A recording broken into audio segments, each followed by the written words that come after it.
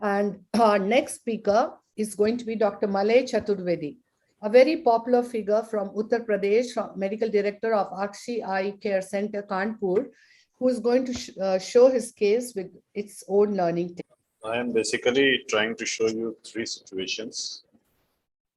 First is a hunchback.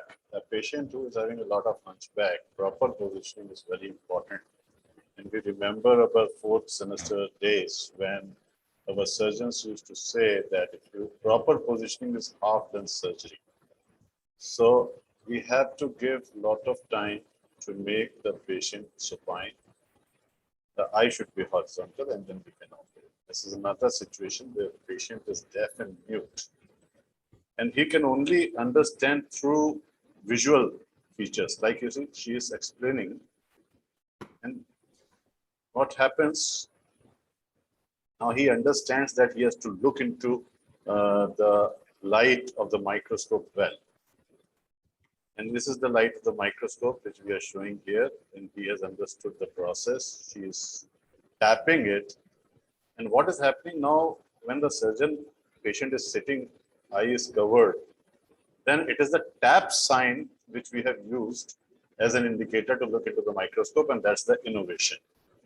So that is the point. Whichever way you speak, it doesn't matter. We use a tap sign to ask the patient to look into the light. So that's the innovation in the second video.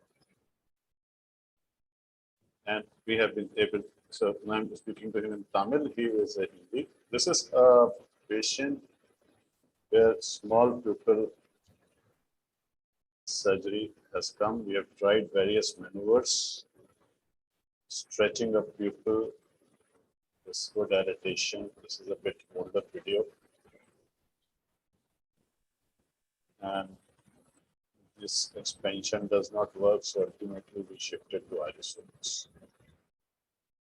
And I was surprised when I was presenting into an IRSI meeting that many presentations were there on iris. So we place the hooks properly, and then we have to remember that the lens is different. There's a membrane here.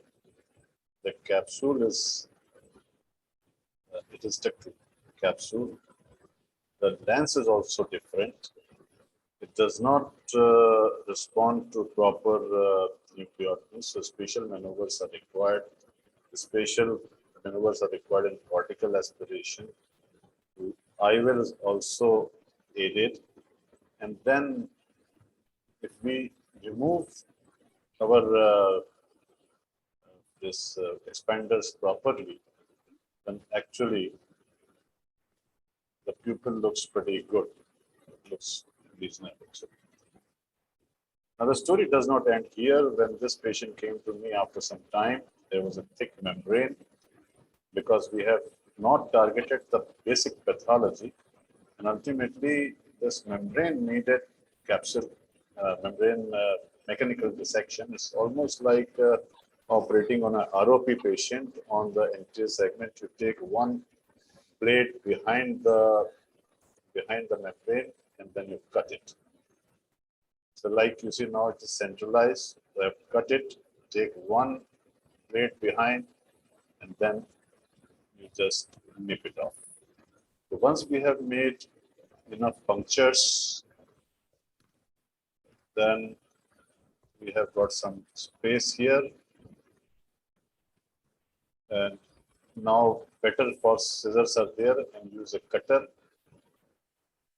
And now the pupil looks good. So that was another point which I wanted to make. So these are the three videos. Thank you very much for giving the opportunity. Yes, thank you, Dr. Malay Chaturvedi. As far as the first case goes about the challenge of docking in these difficult situations, I know Dr. Ramurthy has done one. Any of the other expert panel have experience with having docked on a patient with a spinal deformity? Any of you have a comment to add to what could be done, or in the FLAX platform, how we will do it? You were talking about FLAX any case. No, you're talking about it. Yeah. So ultimately you have to patient. So this is for normal cataract. So what I do normally is that I raise the lower end of the bed. That could be there. And in flags at times, obviously there is the play in the head which you could lower the head end, and you have to see as to where it is. And when you are putting it in, you need to just lift up the patient interface. The thing, Malay, one more thing is proprioception. You use the light, but this good old thing which we used to show always is to make the person fold and take the thumb being the best proprioception. So ask him to look that. And just a question, the patient was deaf and dumb, but he could read and write, right? So basically, sir, the problem is when you're operating such a patient, his eyes are covered. The patient is in the cover. No. Let the eye be covered. If you are doing a proprioception, you can raise the hand and you can tell the patient to do this, because the light is fine, but you could actually write to the patient and tell that these are the steps of the surgery that you need to do. Because we may not be very good in doing the deaf and dumb movement. So you could just write it on a piece of paper and tell the patient that this is the steps that you follow. And actually a subtenor supplementation could be done for these patients also. Yeah, giving a block in these cases is the best thing that you can do, because then you really don't need anything much for the. But So the while we are on Just regarding the first case that Malay showed, I mean, very important. And I've had a few cases of this extreme kyphoscoliosis. And most often we tend to raise the foot end or the, under the buttocks, but it's actually the waist which has to be raised. The support has to be there so that the head goes down.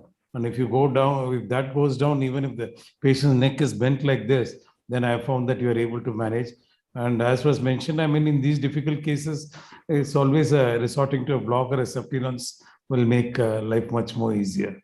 And the last case about that mature cataract, especially when you have a uveitic cataract, if there's a pupillary membrane, in these soft cataracts, I often find that high molecular weight viscoelastic itself gives you a reasonably good dilatation. And of course, if it's not enough, you go ahead and resort to the steps that you did. Capsular phimosis, which she had, would it be a message for us that cases like very high myope or an RP or uveitic cataract, or pseudo exfoliation, that you even think of placing a CTR in these kind of eyes so that you do not get into this kind of a situation? It's just a thought, like phimosis. Actually, Dr. Chitra, what is very important is to prevent post-op inflammation, because these patients are sick. The eye is sick, so there is a lot of exudation. So cycloplegics are very, very important in these cases. And a closer follow-up is something that is required. The moment you see it, because it doesn't come overnight, the moment you see that something is happening, you can actually at that time give 4 yak nicks so that the whole thing expands. But atropine or a cycloplegic is really something that and longer duration of use of prednisolone, and obviously also maybe systemic steroids could be given at that particular time. So those are the things that I would suggest, that when you have a sick eye, that's supposed uveitic eye, you should be looking at. Yes, uveitic eye, even up to 6 months, you could treat them, and some of them, this kind of eye looks as if he could have done with some immunosuppressives too. So that is something was very significantly missed. That's why it happened. And also one other thing. Can I say something, ma'am? Yes, yes. So we have done a lot of leprosy patient cataracts with uveitis, and they do not dilate. So you have to handle the iris as little as possible. So trying to just dilate the pupil and doing the phaco in the center area, Phenocaine Plus is one. So if you handle the iris too much, then you have to manage the post-operative inflammation. So we've tried to do this without handling the iris and doing it in the central zone. And in the first patient, we do a lot of patients with these scoliotic problems. So luckily now you have tables which are completely movable and the microscopes. So you have to make the patient sleep, adjust all the, the pillows and the chaddars in such a way that the patient is comfortable with the feet up and with the surgeon standing, and we've operated them. So, you have to do all this once before you start surgery, and then start surgery under a block. Definitely under a block, because we block all these patients, because you don't want the complication of a topical anesthesia with the patient not understanding and moving in these cases. So these are the 2 things that I would like to add. The other thing which I would have also thought of atropine and homoid or cycloplegic But I just wondered that if you have your pupil not becoming mobile at all for quite a long period of It time, also produces you synechiae. could allow posterior synechiae to form behind. So does it make more sense that we use something like a tropicamide, Plus, which would have not have that prolonged Mydriatic effect?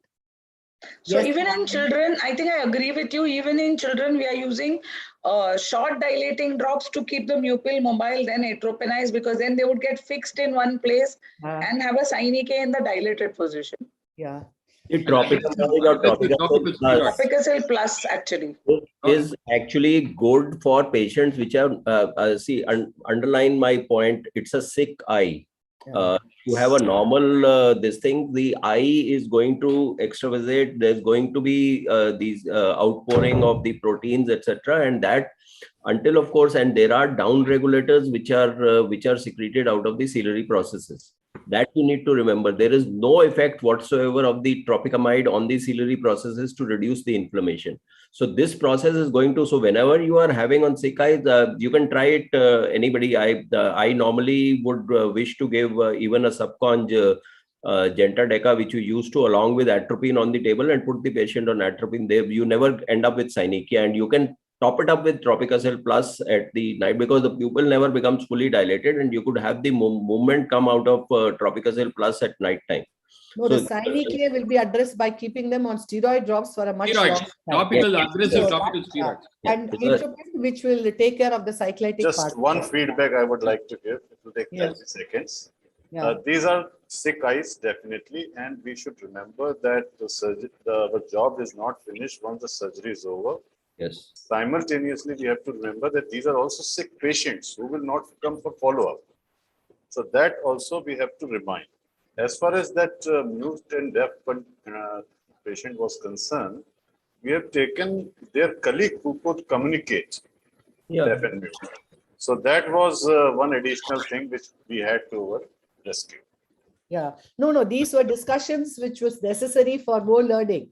We were Chitra, quite, can I add yes. No, regarding Malay, it's a very nice video. Regarding the first one, regarding that patient with the hunchback, we have done some patients. As Ramurthy rightly said, we need to elevate not only the toe, that is the leg end. You have to elevate starting from the lumbosacral area. That entire area has to go up. Then only the upper part will come down. So that's one thing. Second thing is you have done a complicated cataract, one patient. So Yes. usually when there is a membrane which is not visible on the slit lamp, but under the microscope you can see that membrane. Once you remove that membrane, the pupil will start dilating a little.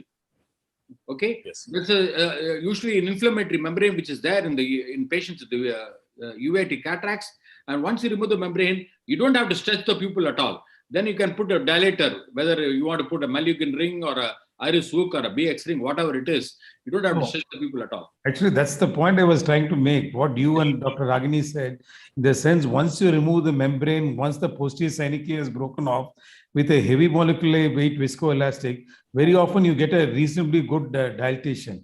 And it's always a question of a small pupil versus small rhexis. And if it's a soft cataract and you are able to run the rhexis under the pupillary margin, getting a reasonably good rhexis of say 4.5 millimeters, the soft cataracts can be dealt with minimal handling of the iris, whether it's stretching or putting an iris hook or any expanding device. And with softer parameters also, you could get away. Of course, various ways to skin a cat, I think all have been discussed. Thanks Yes. a lot, Dr. Malay. Very We shall nice. go Thank you, on to ma'am. our next speaker. Thank you. Do stay with us for your Yes. thoughts